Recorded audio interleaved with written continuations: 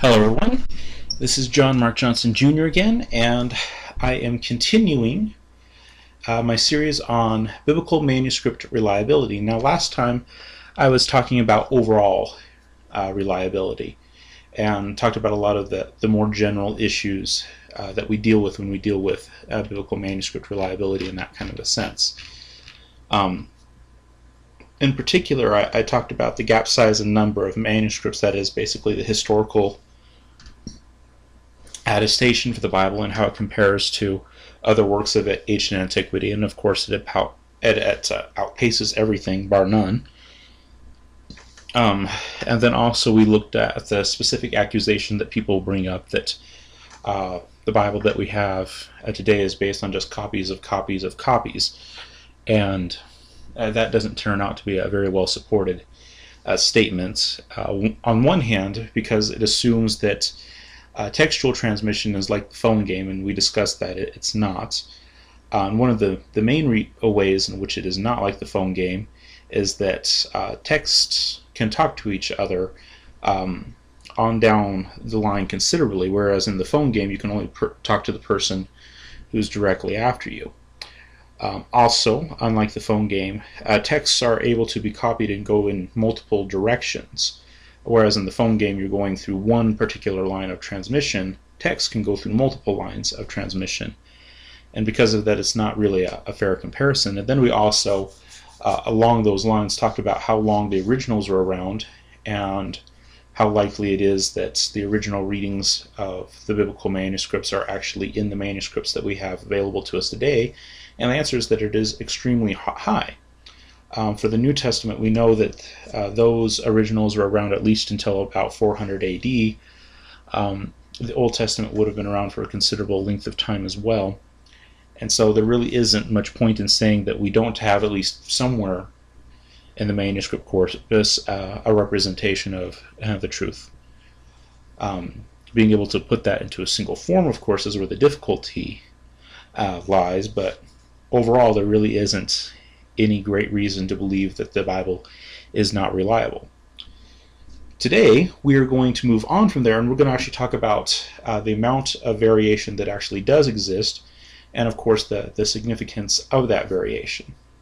So this is part 2, and we're going to be talking about, first of all, what you're going to encounter when people talk about the amount of variation that is in the text. So moving on to the next slide that is germane to this, and this will be slide 17. And by the way, I keep saying what slide it is so that I know when I'm putting the video together which slide to go to and all that. So, like I said, saying slide 17 is for me, but on slide 17, it has a list of some common statements that people will hear about Bible variants. And these all come from Wikipedia. I'm not saying that Wikipedia is a good source at all. That's not what I'm saying. Wikipedia does not count as a scholarly source for several reasons. However, it is something that people commonly look at and commonly refer to. So even though it might not be the most scholarly presentation of the material, it's a presentation of the material that a lot of people will be familiar with.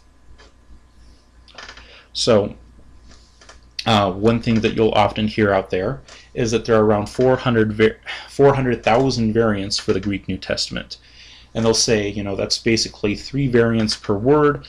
So for every word you have in the Greek New Testament, there are 3 other ones that are kind of waiting in the wings that it could be. At least that's the way that people try to phrase it. Now, that's not actually an accurate representation because of what a variant actually is, and we'll get to that in a second. But it is true that there are around 400,000 variants. There could be a little bit more, there could be a bit less, but that's probably not far off. The problem is that no one has actually gone through and counted every single variant, and that's because we have so many manuscripts for the Bible. That would take a really long time. But that's basically what the best estimate is. And so, while people will try to make claims about it that aren't necessarily true, like saying that it's 3 variants per word, it is true to say that it's probably around 400,000. People will also say that only 62.9% of the verses in the Greek New Testament are consistent cross-printed critical editions. And that actually is true as well. That is, there are alterations that go from one version of a verse in one edition of the Greek New Testament, and it'll be slightly different in another edition of the Greek New Testament. So much so that only 62.9% of the verses are actually the same across all of the editions. That much is true. Now, a lot of times, what they don't say in that is exactly how much of the verse is being changed. Is it the entire verse, or is it more like a fraction of a fraction? And most of the time, as you will see, it's more like a fraction of a fraction. And then whether or not those differences actually affect translation is a whole other issue as well. And we'll talk about that too. But it is accurate to say that for the major printed editions, only 62.9% of the verses in the Greek New Testament are the same. That is an accurate statement. For the Old Testament, usually don't find as much information about it, and most of the information that you do find regarding it has to do with the comparison of the Masoretic text and the Septuagint. And this sometimes very much so surprises people. A lot of people think that the Dead Sea Scrolls support the Hebrew text that is generally used in most Protestant Bibles. And that is true up to a degree. And here's the reason why. The Dead Sea Scrolls are actually divided in their support of different Old Testament textual forms. To be a little bit more specific and give us some somewhat hard numbers to work with, you'll find this commonly cited out there is that 60% of the Dead Sea Scrolls that are actually biblical Dead Sea Scrolls, because there's a lot that aren't, but of the ones that are biblical Dead Sea Scrolls, about 60% of them are considered to be Proto-Masoretic. That is, they come before the Masoretic text that we generally use for Old Testament Bibles today. The texts that we generally use as a basis are like the Aleppo Codex and the Leningrad Codex. And both of those are medieval manuscripts. And so when it says Proto-Masoretic, it basically means from before that time, something that would lead up to the Masoretic text, but it wasn't quite there yet. There are also 5% of the Dead Sea Scrolls are in support of the Septuagint. They're pre-Septuagint, not quite like the Septuagint is now, but they tend in that direction. 20%, a fairly large amount of the Dead Sea Scrolls are actually unique to the Qumran community where they're found. That is, we can't find them in any other place. It's just the Qumran site there that has them. They had some unique readings there, and actually quite a few of them. And then there's also 5% that are pre-Samaritan, and then there's also 10% that are just unaligned. They're not associated with any particular textual transmission that we have today. And so the Old Testament actually is divided out quite a bit, and the New Testament actually is divided out quite a bit as well. The New Testament, of course, has its main form being Greek. However, you could also talk about, say, the early Latin versions of the New Testament. You could also talk about early Coptic, Armenian, Georgian's a little bit later, Syriac. You could talk about a lot of other versions of the Greek New Testament as well. There's lots of different versions. And that's because Christians allowed people to copy the text very freely. And because of that, you have a huge amount of variety that's available to us here. But a lot of people have a view that, something has to exist in only one form to be correct. And that's not really a very good premise when you think about it. That is, take for example the idea that something has happened to you, something significant. Let's say, for example, that you witnessed a car accident, a collision of some sort. If that were to happen, you would, of course, probably talk to people about it. You'd probably tell the police officers who arrived on the scene what had happened, tell them what went on. When you get home, you'd probably tell your friends about it. And then, years later, you might reminisce about it and then tell other people at that time what it was you saw. But here's the thing. I guarantee that each of those times that you retell the story, you're not going to tell them exactly the same. Does that make you a liar just because you happen to tell the story in a different way each time, emphasizing different details? No, it doesn't mean you're a liar. It just means that you're emphasizing different details based on who you're telling it to and for what reason, so on and so forth. Scripture effectively works the same way in that regard. And that was the early Christians view of it, and that's why they were okay with people going out and translating it and copying it very freely. I mean, it wasn't like they took people in who wanted to have the Bible and said, well, do you have a degree in textual criticism, and are you a properly trained scribe, and you've been trained in all of the methods of text preservation and all these kinds of things. No, they didn't do that. They said, oh, you want to have a copy of the Bible? Go ahead and make all the copies you want. Go and tell everybody about Jesus. It was not a tightly controlled text. Instead, it went out to everyone, and this included Old Testament and New Testament, of course. So there is a lot of variety. There are lots of variants. And it does wind up surprising people when they learn this, unfortunately. So first thing, that if you go out there and you see, you're going to see that there's a lot of variation. That's my main point on this one. So going on to the next slide, we might as well get into an actual definition of what a variant actually is.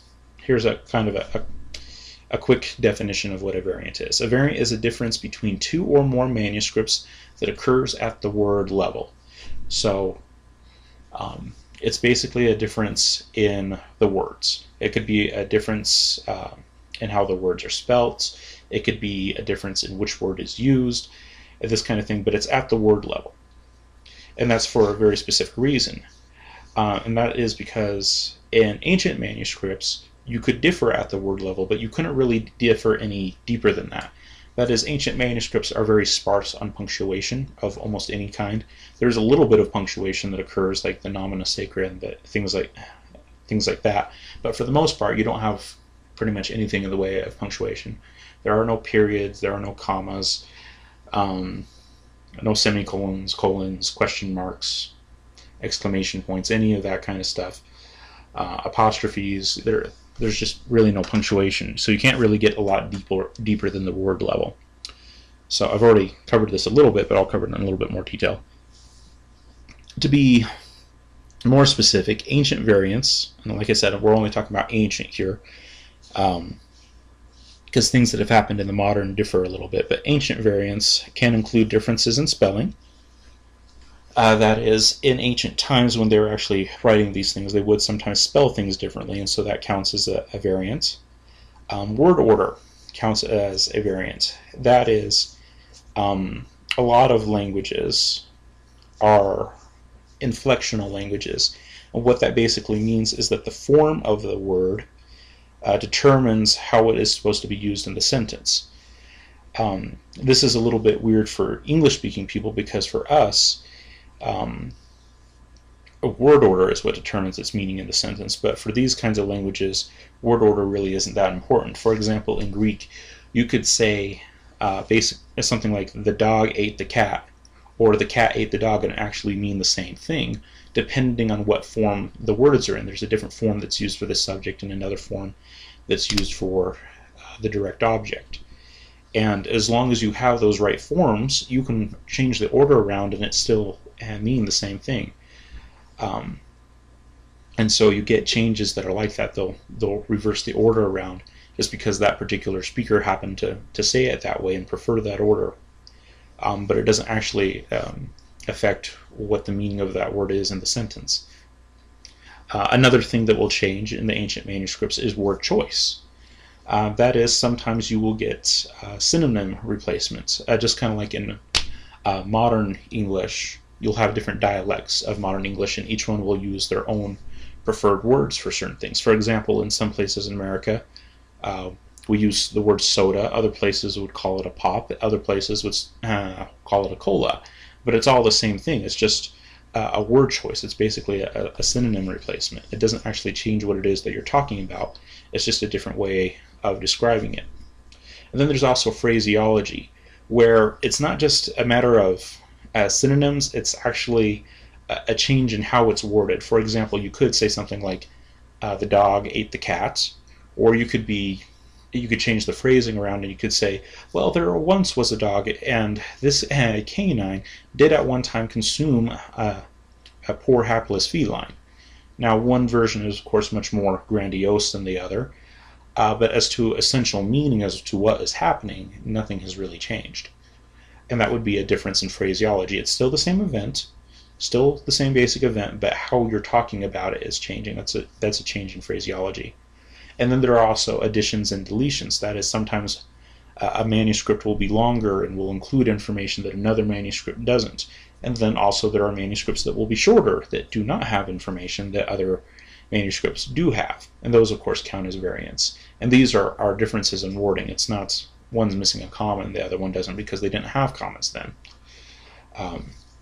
They also didn't have spacing between letters, which makes reading them really, really, really annoying. I mean, you kind of get used to it a little bit, but it's still not very fun at all. And then, of course, you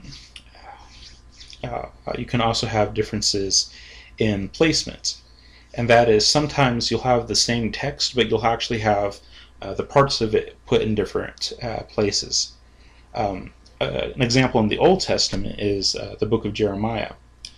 The Hebrew reading that we're used to as Protestants is not the same that you have in the Greek Septuagint. Which chapters occur in which places is actually different. Now, within those chapters, there's a fair degree of consistency, but they'll actually have the main components actually moved around in different places, which is a little bit different for us. It's still basically the same material, but it's in a different order. Where the different parts are placed in the narrative will change. It's kind of interesting that happens, and like I said, it doesn't really affect the meaning any. It's just interesting that it happens. And to be clear, because I've already mentioned a little bit of this, but just to be clear, ancient variants do not include differences in punctuation, because they didn't really have much in the way of punctuation. Like I said, there is the nomina, sacra, and a few things like that, but for the most part, they didn't have punctuation. There weren't commas, there were not periods, there were not spaces between words, no colons or semicolons or question marks or exclamation marks or anything like that. So no punctuation is not counted for ancient variants. It is counted for modern texts because in the modern we have things like commas and periods, and they do affect meaning. But in ancient documents that wasn't what was used. Also, we do not consider calligraphy style to be a variant, or for more modern ones we wouldn't even consider typeface or typesetting to be a difference. It's just that is a purely presentational thing, and so there's no reason to consider it to be a variant. And then, of course, manuscript length is not considered to be a variance either, and that what you have from a manuscript or what you don't have from a manuscript doesn't necessarily comment on other parts. You might have, say, a manuscript that only contains the Gospels. Well, you wouldn't say that that is an argument that there was no such thing as Paul's epistles, because early on they didn't regularly co-bind all of the books of the Bible. They didn't always put them all together in a single binding. So just because a manuscript doesn't necessarily have all of these other parts doesn't mean that the church as a whole didn't have them. That is, that particular congregation actually probably did have them. They just had them in another compilation, and often, relatively easy to find all of them. But they usually want to put it all into one giant book because, well, it would be pretty giant and really hard to carry around. So we don't consider manuscript length to be a variance. Moving on to the next slide. So exactly how much variation is there comparatively speaking? Well, up on the screen here I have 4 religious texts. The first one is the G&T. That's the Greek New Testament. The second one is the HOT, which is the Hebrew Old Testament. Then there is the Quran, and the BOM is the Book of Mormon. And they are being compared using something called the Variant Manuscript Index, which is a very basic index which is just meant to give you a rough idea of how corrupted or rather non-corrupted a particular text is. The basic assumption is that having lots of variants is a bad thing, but if you have more manuscripts, that's a good thing, because you can do more comparison and you can figure out what was authentic and what was not, and those kinds of things. And also, even if you have a lot of variants, if you have a really, really, really big text, there's lots of words in the text, it's not going to affect their overall meaning as much.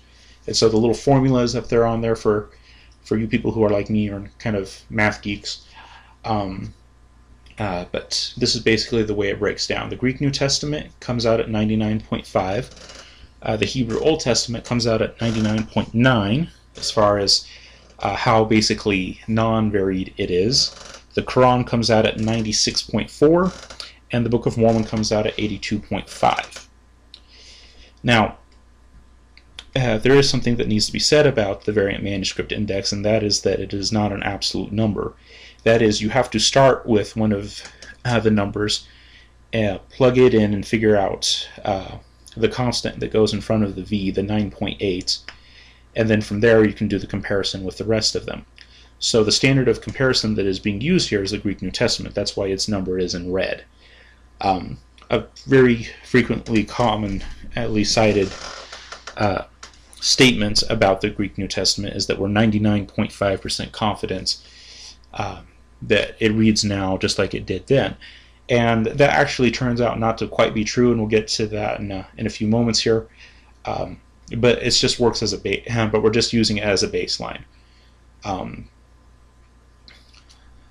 Just as kind of a standard of comparison. So it doesn't mean that with the Hebrew Old Testament, for example, that we really are 99.9%, that it really is 99.9% unvaried. It just means that it is, basically 0.4% above the Greek New Testament. It's a relativistic thing. The Quran is also, of course, lower than the Greek New Testament, and the Book of Mormon is lower. Another interesting statistic that I think you guys ought to know is the specific number of variants that each text has, the number of manuscripts or distinct versions in some cases, and also the number of words. For the Greek New Testament, there's about 400,000 variants. We already talked about that, but that's spread out across 5,700 odd manuscripts. And the text itself is fairly large. It has 138,000 words in it approximately. So fairly large text, ton of manuscripts, but still quite a bit of variance. So what does this come to? Well, it turns out that per manuscript, that's about 70 variants, meaning that each manuscript, on average, introduces 70 new variants into the overall New Testament corpus. Now, exactly what does that mean, though? Well, the average New Testament manuscript is well over 100 pages. Some people, like Dr. James White, will say that it's over 200 pages. Some people, like Dr. Daniel Wallace, will say that the average manuscript for the New Testament is even over that, on the order of closer to 400 pages, but just to be conservative, we'll say at least 100 pages, which means that in 100 pages of text, basically scribes only made 70 mistakes total in 100 pages. That is, especially considering that you're copying by hand, that's actually not a lot. I would think that a lot of us, in the modern age, if we were to try to copy out 100 pages by hand, we would probably wind up making more than 70 mistakes. That's actually not that much variation by comparison. The Hebrew Old Testament has about 111,000 variants spread out over about 3,000 manuscripts, and it's also a pretty large text. It's more than double what the New Testament is. It's about 305,000 words. At least that's the best count that I could find. If someone can find a better number for that and a little bit more accurate, please let me know. But what that turns out is only about 37 word level changes per manuscript.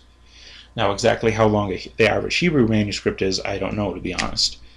But I would imagine that it would be at least somewhat similar to the Greek New Testament, and if that is the case, then only 37 mistakes out of the entire manuscript is not a lot when you're hand copying something. It's just not that bad.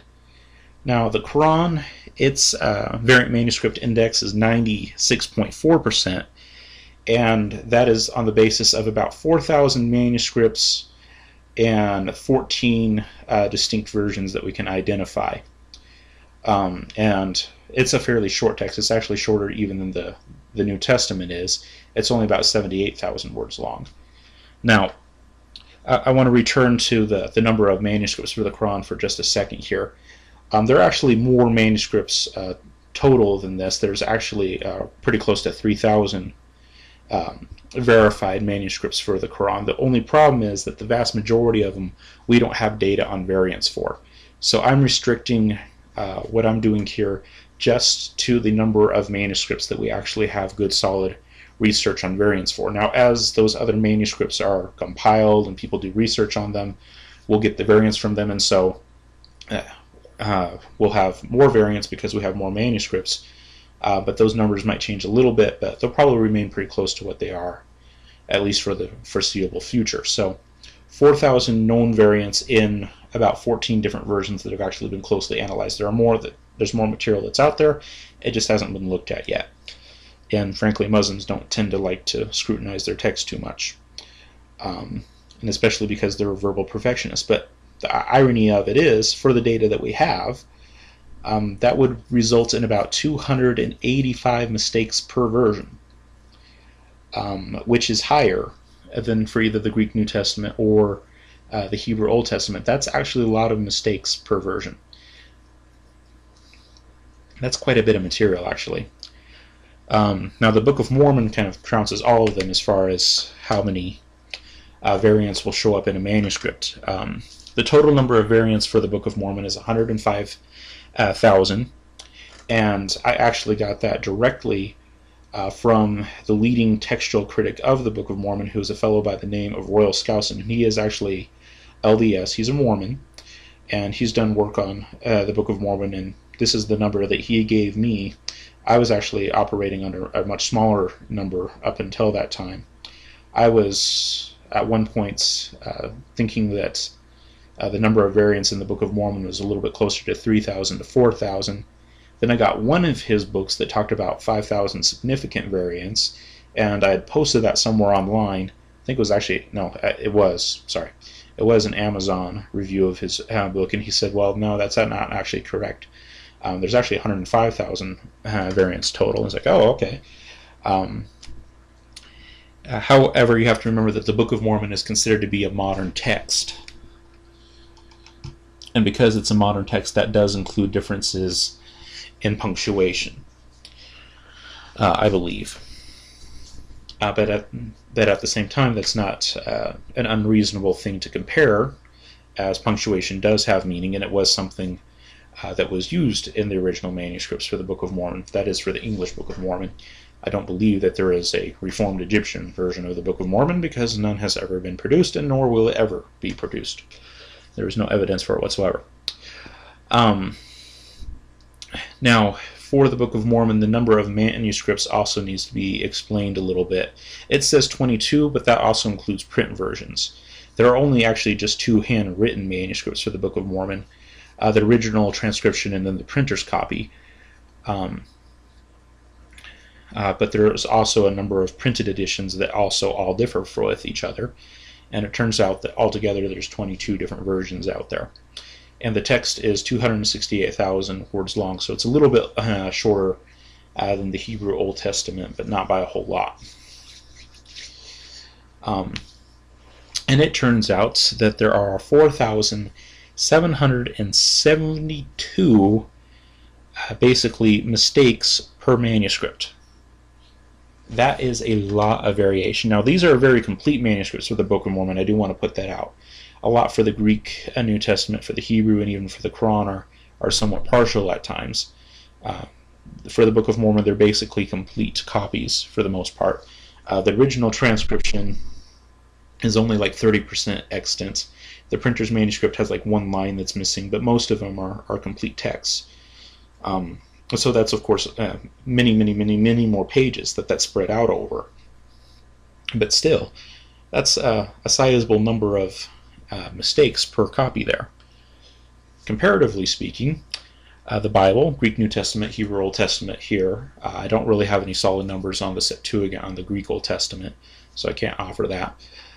But comparatively speaking, you'll see that the Greek New Testament and the Hebrew Old Testament come out better than these other ones, and I would say significantly so. Both the Greek New Testament and the Hebrew Old Testament come out with confidence ratings, comparative confidence ratings above 99%. Now, like I said, that isn't actually necessarily accurate to what you actually have, because this is a comparative index, and you have to kind of feed something into it in order to get something out. And so it's not as accurate as it could be, but it shows that the comparison holds, basically. The Bible is not significantly more varied than other ancient texts and other religious texts. So, moving on, this will be slide number 20. How do we break down the variants? What are the categories that they fall into? Well, most variants fall into the first category that we're going to use here, and it's basically just spelling and nonsense errors. That is, they really don't affect textual translation or transmission really at all, because people back in ancient times were not really picky about spelling like we are, especially with Greek, for example, because Greek was spelled phonetically. That is, that the words were spelt like they sounded, which is not quite the same as in English. Some words in English are spelt like they sound, others are not. But for Greek, it was pretty much, if it looked like this, that's what it sounded like. And because of that, you would get differences in spellings, because different people would pronounce the same word differently, kind of the potato-potato thing. That doesn't actually change any meaning, though. And then there's also some nonsense errors that occur. For example, in 1 Thessalonians 2:7, there's a late manuscript that says, instead of Paul and his companions either becoming meek and mild among the people that they were going to, or some manuscripts will say like children. Instead, this one late manuscript says, we became horses among you. And of course that is utter nonsense, and yeah, that's not really hard to deal with as to whether or not that's actually appropriate to the text. Okay, so most of them, the vast majority, like definitely the lion's share, a conservative estimate would probably be, for most manuscripts just in general, around 80 to 90% of the variants are going to be these kinds of variants. Spelling errors, complete nonsense errors, stuff that's really easy to fix, and stuff that just doesn't really affect anything. The second largest group of variants are minor changes that don't affect translation. They are changes, and there is a little bit of meaning behind them, but not enough to actually affect translation in a major way. For example, an example of a minor change might be a synonym replacement. This group happens to use this word for the thing, this other group happens to use this other word for the thing, and so when they translate and transcribe the text from one group to the next, they use their words that they can understand, say it their way, kind of, so to speak, but it doesn't really actually change what is being talked about. And when you translate it, if you're translating a synonym of one word for the other, it still means the same thing, so it doesn't really affect translation at all. Then there's also definite articles. Definite articles are a big thing, especially in the Greek, and that the definite article in Greek is weird. I don't know of another way to put it. One of the weird things about definite articles in Greek, and especially Koine Greek, is that it can be used with proper names, but not always. For example, there will be some places where it'll talk about someone like, say, Joseph, and in one place it will say the Joseph, went to the Mary, but in other places it'll just say Joseph went to Mary. The effectual meaning is the same, but the way that it's actually written in Greek differs. Now, you could actually translate it into English. It'd just be really awkward. If you were to translate it into English fairly literally, it would be more like, he who was Joseph went to she who was Mary, versus Joseph went to Mary. You wouldn't usually translate it like that, he who was Joseph. That just sounds kind of perfunctory. You could do it if you wanted to, but there's really no point in doing it, and most translations don't do that. It just doesn't really affect translation at all. And that's the thing. In Koine Greek, they weren't really specific with their use of the definite article at all. And now there are some groups out there that will claim, if it doesn't have the definite article in front of it, it isn't really a proper name. The Jehovah's Witnesses used to use this argument all the time, and some of them, of course, still do. And Muslims have also picked up on using this kind of argumentation as well. that if it doesn't have the definite article in there, it's not talking about the God, it's just a God. It's just a God. They do the whole thing with John 1:1. But of course, what's really ironic is if you just go a few verses down, I think it's John 1:6, it will talk about the one who was sent from God, that is John the Baptist. And of course, nobody there doubts that when it says that John was sent from God, it doesn't mean a God there. They understand that it was the God there, but the Greek doesn't have the. It doesn't have the definite article there. And so that's a really easy argument to refute. Well, if it doesn't have the definite article, it's just a. Well, was John the Baptist sent by a God? No. Nobody would translate it that way. Just kind of a ridiculous thing.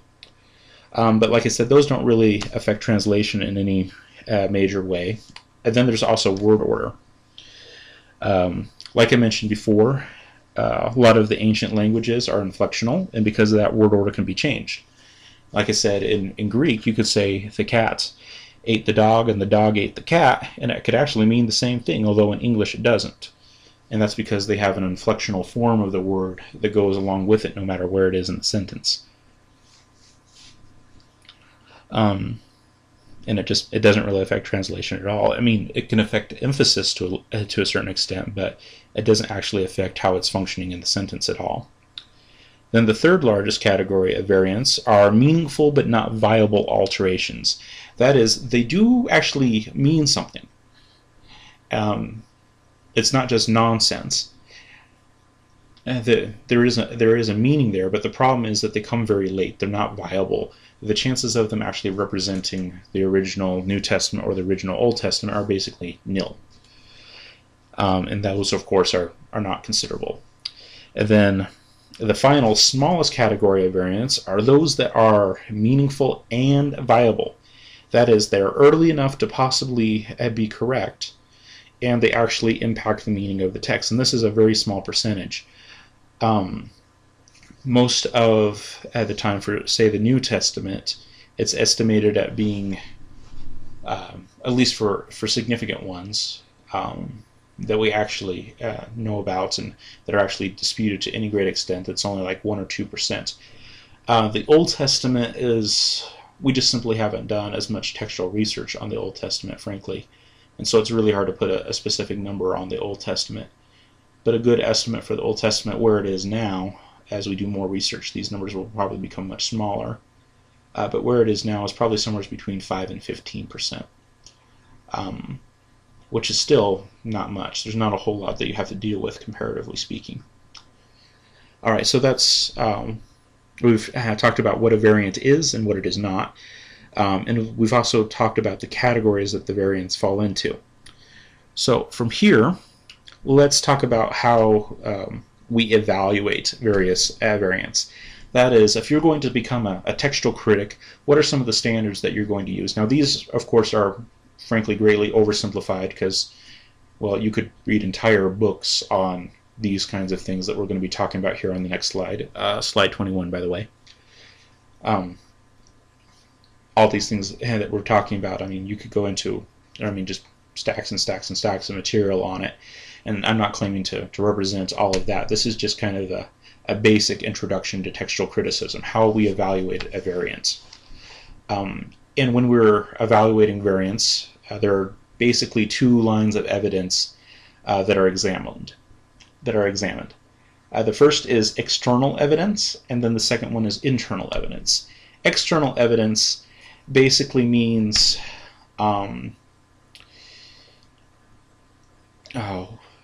basically is just restricted to the manuscripts themselves, and they're usually referred to as witnesses in this sense. Basically, what is happening with the manuscripts, what is happening with these witnesses to a particular form of the text.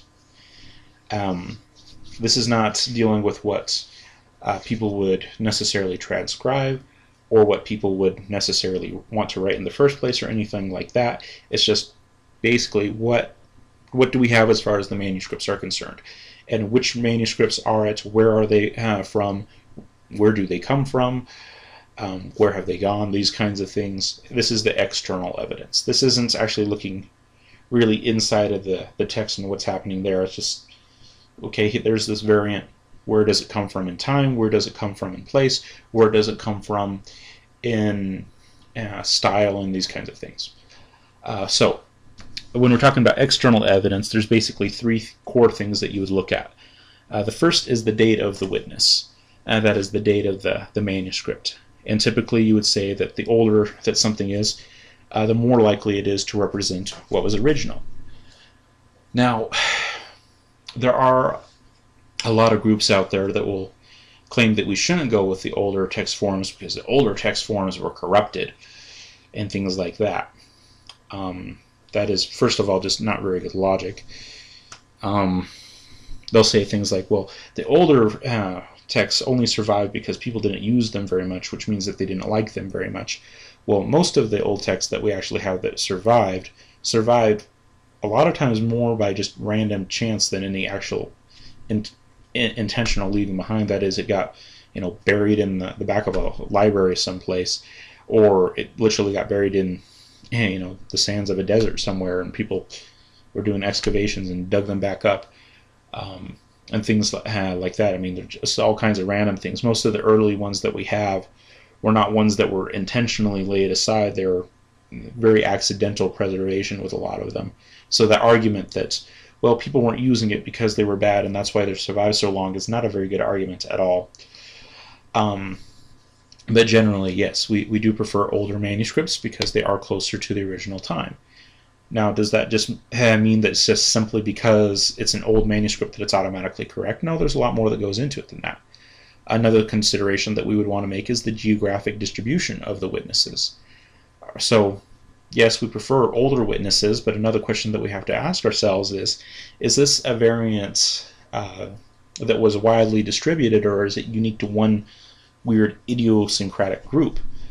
And this is, again, where certain people who usually have no clue about what is actually going on will say, well, those older manuscripts, they all come from one particular place, and they usually claim that it's out of Egypt. I'm not sure why, to be honest, because there actually are not a ton of manuscripts that come out of Egypt. There's a few, but not a ton. But they'll say, it came from this one place, and so you can't rely on it because it was just this one group. Well, textual critics don't rely on just one group. Instead, what we look for is a wide distribution. We want old manuscripts, yes, but we want them to be widely distributed old manuscripts that we're going to use, preferably. And then, of course, another thing that you have to consider is the lineage of the manuscripts. That is, how is it that this manuscript actually came into being? Is it a carefully done copy, or was it done hastily and sloppily? Is it kind of a piecemeal thing of someone who's kind of just hodgepodging different texts together, or was it something that was intentionally done, so on and so forth? And because of that, we want something that is, and this is something that you can often tell just by looking at the manuscript. If it looks like, a child's handwriting that's just kind of scribbling things out and kind of like that, you're going to be thinking, well, that's probably not the most careful a person here on the face of the planet, and maybe don't want to use it as your best basis. But if it is carefully done and it has evidence of being carefully done, then you are going to give it a little bit more credence. So things that are carefully composed or carefully derived are what we prefer. So as far as external evidence is concerned, yes, we do of course prefer older because it's closer to the time, but just because it's older doesn't mean that that's what it's used and that we use that variant necessarily. We also want something that has a wide geographic range of distribution. That is, it's well known to multiple people. It's not just a local idiosyncrasy. And then also we want to make sure that the manuscripts that we use are good manuscripts, that they are not the sloppy, hastily done ones that likely contain more mistakes. We want things that are very meticulous, people who are really paying attention to what they're doing. Those are the manuscripts that we're going to give a preference for. And so all of that is external evidence. It's basically what is happening with the manuscripts. How old is the manuscript?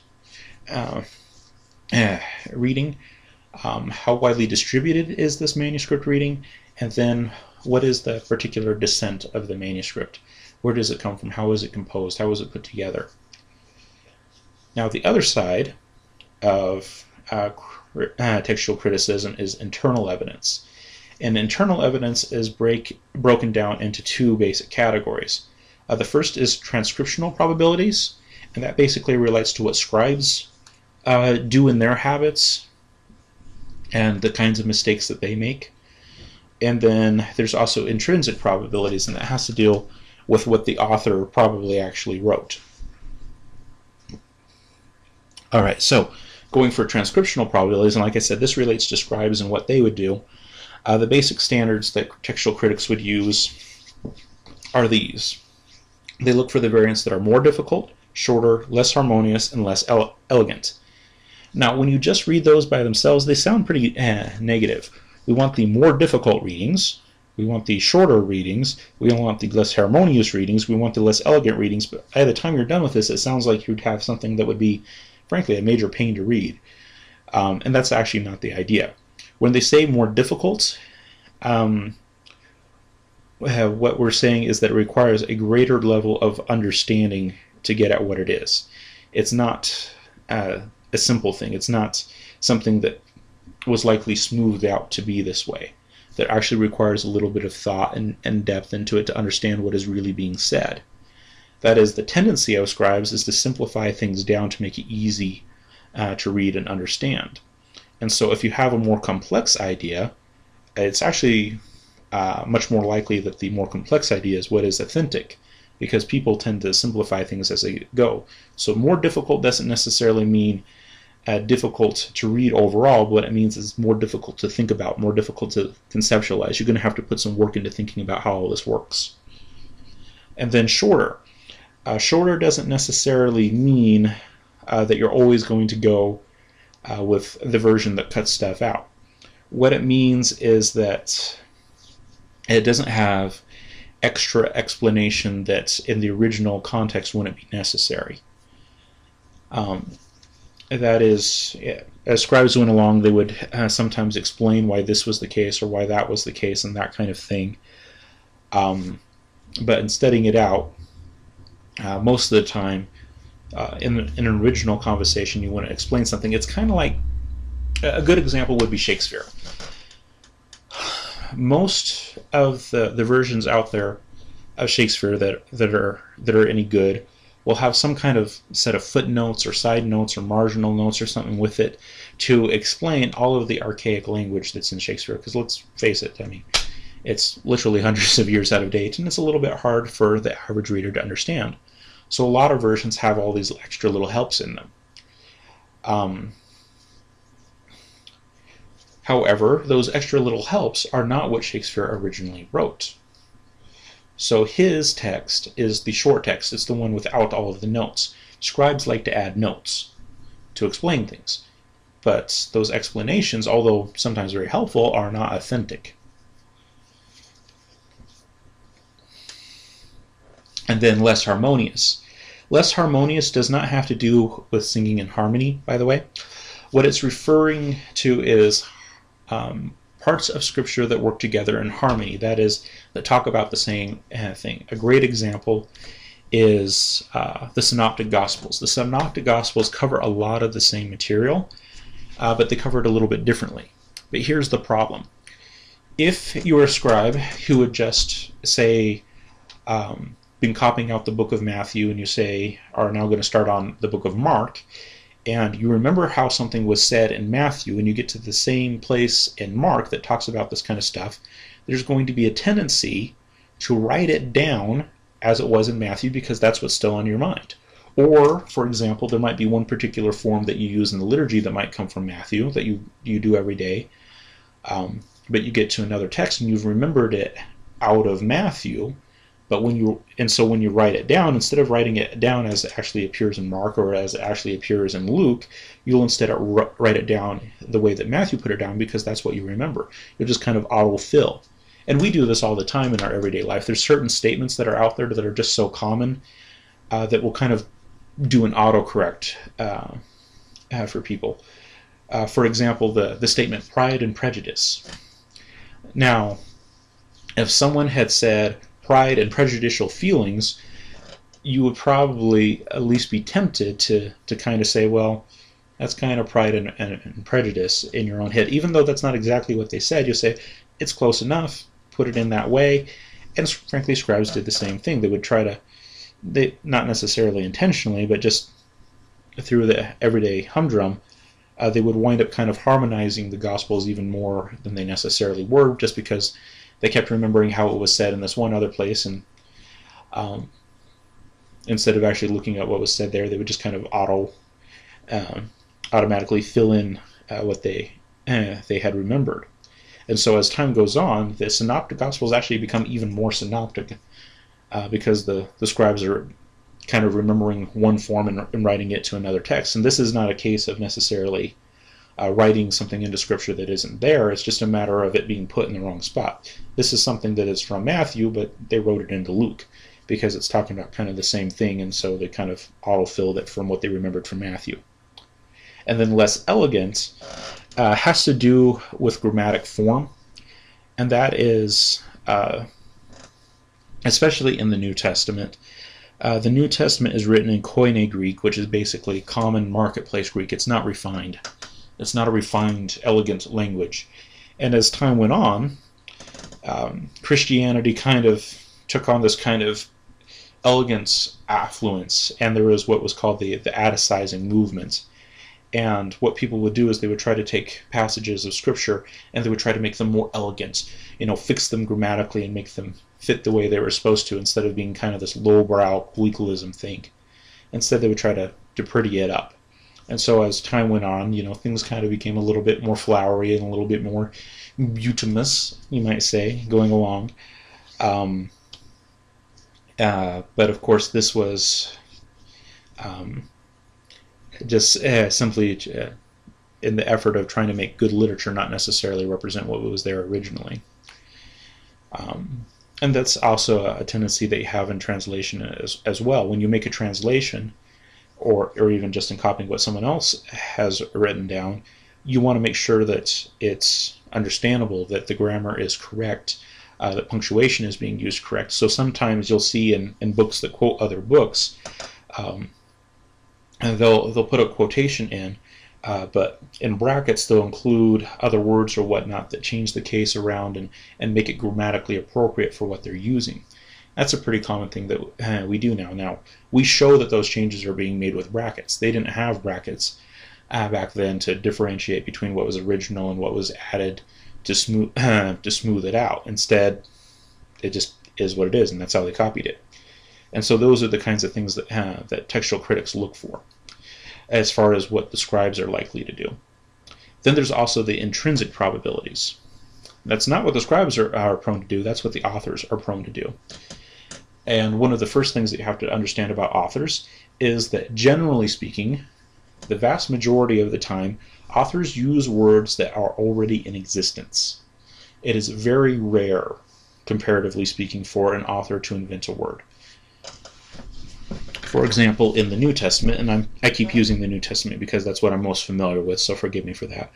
But in the New Testament, a lot of the words that kind of wound up over Christian history getting kind of this special elevation to them were actually very common words at one point.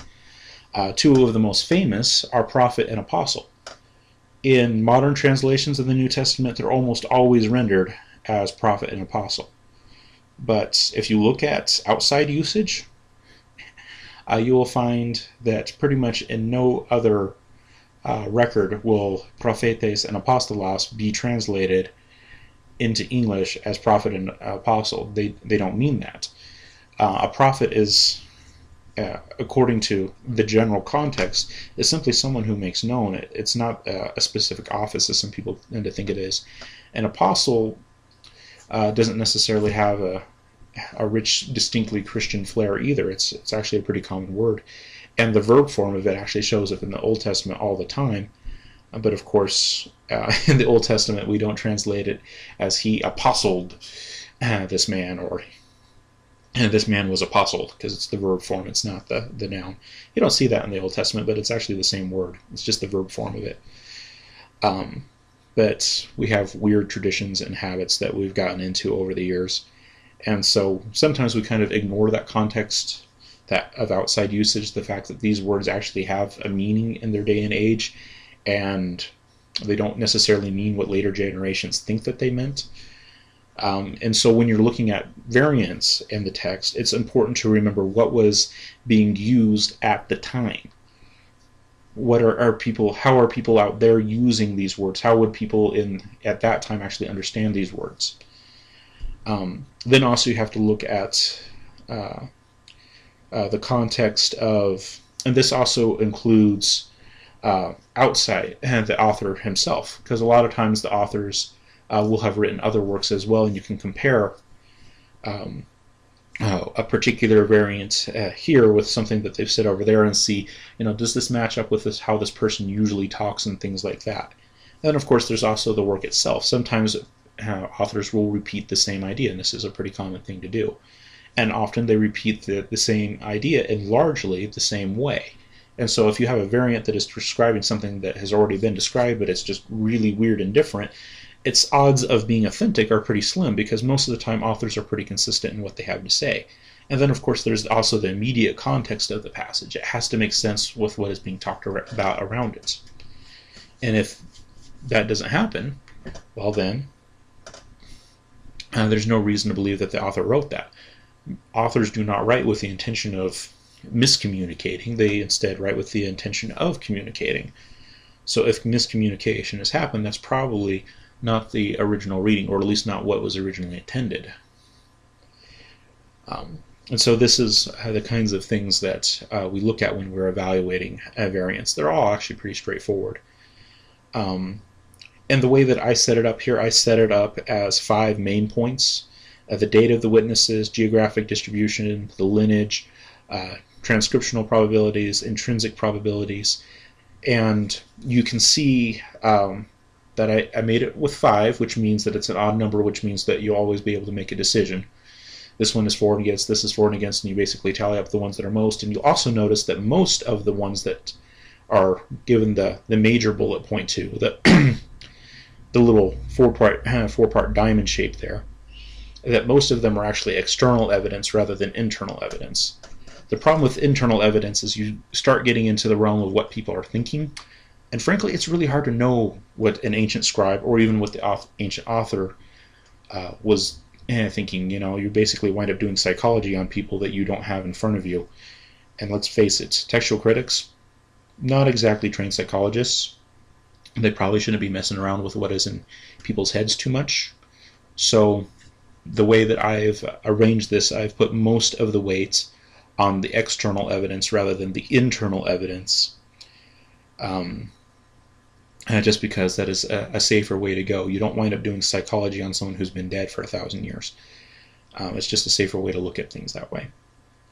Then this doesn't mean that you don't look at the internal evidence at all. It just means that you have to understand that there are certain limitations when you're dealing with what people would be likely to do and what people wouldn't be likely to do. People are very hard to predict sometimes. Very easy in some cases, but very hard to predict in other cases.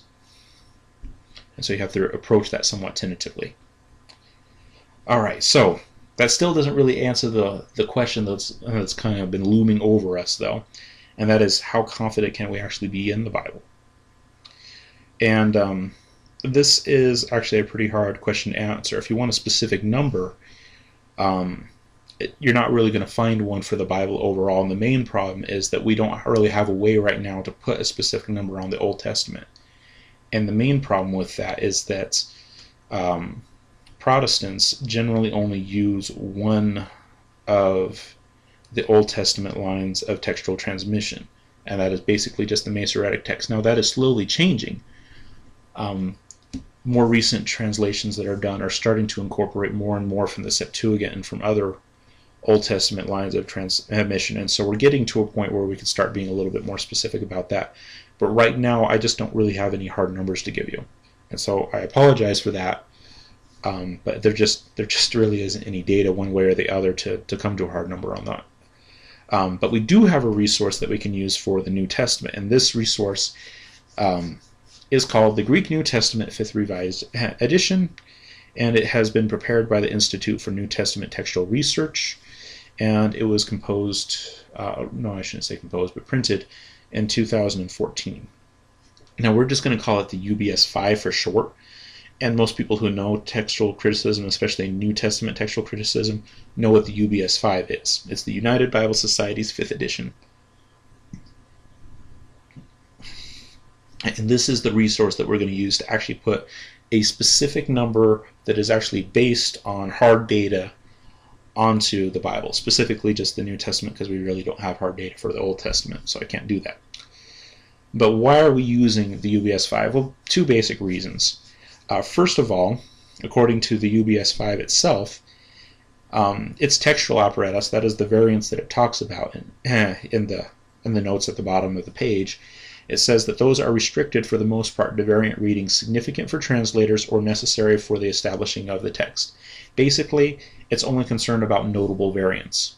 We're not going to worry about little spelling changes that don't actually affect translation at all or the meaning, or those kinds of things. We're not going to worry about that kind of stuff. Just what is necessary for actually knowing what the text is and what the text is not, and also that is essential for translation. And then, so it is only talking about those variants that we actually have to be concerned about, just the notable variants. Those that are meaningful and have at least a certain degree of viability to them. Second, the other major reason why we're using the UBS-5 is that it is designed to give an indication as to the relative degree of certainty for each variant that is adopted in the text. That is, it actually allows us to put some kind of a ranking on how certain we are regarding each variant. Now, the way that they break it down is as follows, and this is slide 24, by the way. In the text on the bottom of the page, they'll mark one of the variants with an A, and that means that they're very sure that this is the correct one. Then they'll mark another one with a B, which means that they're pretty sure, but not quite as much, but still pretty sure. C is they're pretty sure, but not quite as much. There's a lot more difficulty in trying to figure it out. D is we were able to make a decision, but just barely. And then they also have in there a diamond, not an F, a diamond. And a diamond occurs when there's basically a 50-50 toss-up. You can't really make a decision between two. It just is what it is. And so we can take these number representations that they have in the UBS-5 and we can turn them in to percentages, and specifically percentages as a decimal, so that we can say, well, this is how much of that variant is probably correct. So for the A variants, we would say that about 95% of the wording in that variant is probably correct because they're pretty sure about it. In fact, the words that the UBS-5 actually uses regarding that is, if it's an A, they say it's certain. But we're about taking it down to 95% just to be err on the safe side. For the B level, we're using basically a B average of 0.85 and so on down. And then when you get to the diamond, we use 0.5 because it's basically a 50-50 split. It's either this one or that one, and we're not really sure which of the two it is, so it's kind of a 50-50 toss-up. There's a 50% chance that the wording that we have here is correct. So when you do all of this out, this is what comes up. So slide 24 actually shows us how confident we can be in the New Testament. The number of words that are associated with each variant is on the page. So for the diamonds, there are 35 words that are in the diamond category, and what that means is that if we looked at where each variant occurs, and there's like over 1,400 points of variation, but where that variation occurs, you'll have different variants for it. And those variants will be of different lengths. And what I did is I added up all of the longest of the variants. So basically, worst possible case scenario. If you were to pick the longest variant one time and create a New Testament text basis from that, and every time you came to a point of variation, you just cut it out completely, the two maximal ends would basically be like this. If you look through all of the places where there's a diamond in the textual apparatus, you're talking about a maximum of 35 words difference. Either if you cut everything out, it's 0, or if you pick the longest variant each time, 35 words max. And so I'm always using the maximum here. For the maximum number of words that you could have different as a result of the D level ones, that they're not very sure of, but they could still just barely make a decision on, 38 words, which actually isn't that much. For the C words, there's considerably more. There's over 1,000. In fact, it's actually pretty close to 1,300. B words is about 2,000. And then A words is about 3,000. Now, if we take off all those maximum values from the total number of words that there are in the Greek New Testament, 138,162, that leaves behind 131,807 words that are not really contested at all, that are not in dispute, that are just not significant, that aren't worth talking about. And then we can take the decimal and we can multiply it by the number of words that apply to that category, and we can get the number of words that are probably correct. So for the diamonds, like we said, that's basically a 50-50 toss-up, which means that about 50% of those words are actually probably correct. So of the 35 words that are possible, you probably got 17.5 of them correct, about half. For the 38 words, it's a little bit higher, it's 0.65, so more than half, about 24.7, and then on down the list goes. And when you add up all the words that are probably correct, it comes out to be 137,360.5. And so when you compare the number of words that are probably correct to the total number of words, you come out with saying that 99.4% of the words that are in the main text of the UBS 5 are probably correct, which means that if you had a Greek New Testament that was based entirely just on what is in the UBS 5 and nothing else, you could be 99.4% certain that it represents the original text, or at least our best attestation as to what the original text was. Now, that might concern some people because there's still that 0.6% that might be wrong. But here's the thing. In the UBS 5, it's not like it takes the variance out. That's what's in the main text, but you have to remember at the bottom of the page, there's still all the footnotes that list all the other variants. And so even though it might not be in the main text, it's still down in the apparatus. So with that 0.6% that we're not so sure about, that is probably in the main text, but it could very well be wrong, well, it's still in the textual apparatus. It's still there. It's not like it's lost. So if you have a version of the Greek New Testament that has the main text and footnotes, you can be basically 100% certain that you have the entire Greek New Testament, which is really cool. It might not all be in the main text, but it will be either in the main text or in the footnotes. The main text, the vast majority of it's going to be there, 99.4, if it's based on the UBS 5.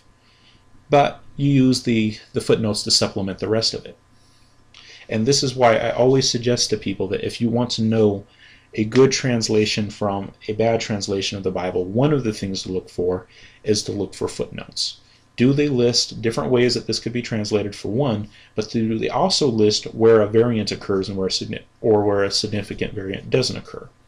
If they're not going to talk about that kind of stuff, then they're probably not going to get everything that you could. You're still going to get most of it, over 99%. But if you really want to be sure that you're getting everything that's possible, find one with good footnotes, and you'll have it. It's that simple, really. Alright, so that was a whole lot to talk about, but the overall message is this. There is a lot of variation in the Bible, Old Testament and New Testament, but the significance that is attached to that variation is very little. Yeah, there's 400,000 variants for the Greek New Testament, and there's over 100,000 for the Hebrew Old Testament. But you have to remember that that's over thousands, literally thousands of manuscripts. Most of those variants don't even impact the meaning in any significant way. And of those that do, there are very good textual research methods that are out there which very strongly indicate what is authentic and what isn't. And the vast majority of the time, at least 99% of the time, we can know exactly what was originally said, which is really cool. But like I said, if that isn't enough for you, just get a Bible that has decent footnotes and you'll be all right. And that's the thing. It's either going to be in the main text or it's in the footnote. It's never, as Dr. Daniel Walsh was, it's never option E. It's never none of the above. It's always one of the variants that are listed there. Now, This happens to do with the specific wording. We're only 99.4% confident in the specific wording of the Greek New Testament. But as far as doctrine and theology are concerned, none of these variants affect doctrine and theology. There's no variant that says Jesus really wasn't God. There's no variant that says that Jesus was just a prophet who was going to come before Muhammad. There's no variant that says that. People try to make it read like that, but there isn't any. So as far as core doctrine and theology is concerned, it's basically 100% confidence. The exact wording, yeah, we're not as confident as we could do, but we're definitely more so confident than not, definitely. But as far as it actually affecting anything significant between religions or even within our own, there's nothing to talk about, really. It's pretty sure. So I hope this was useful to you guys. Hope you guys were able to get something out of it. And I thank you very much for your time. Go with God and be blessed.